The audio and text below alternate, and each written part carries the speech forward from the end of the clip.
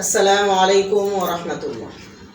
মুসলিম উম্মার প্রথম কিবলা বাইতুল মুকাদ্দাসের ঐতিহাসিক স্মৃতি বিজড়িত পূর্ণভূমি ফিলিস্তিনের গাজায় আজকে জায়নবাদী, ইহুদি, সাম্রাজ্যবাদী অপশক্তি নির্মমতা পৃথিবীর ইতিহাসে সব বর্বরতা রেকর্ড ভঙ্গ করেছে।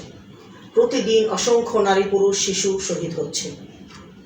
জায়নবাদী ইহুদি গোষ্ঠী এমতো অবস্থায় তাদের পাশে দাঁড়াতে ঢাকায় শাহবাগ থেকে সোহরাওয়ার্দী উদ্যানে অনুষ্ঠিতব্য আগামী 12 এপ্রিল শনিবারে মার্চ ফর গাজায় সকলকে অংশগ্রহণ করার জন্য বাংলাদেশ ইসলামী যুব সমাজ থেকে উদ্দীপ্ত আহ্বান জানাই।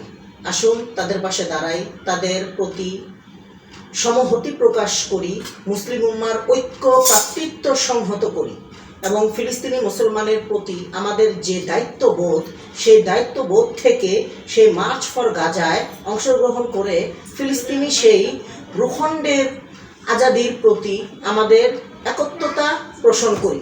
আসসালামু আলাইকুম ওয়া রাহমাতুল্লাহি ওয়া বারাকাতুহু।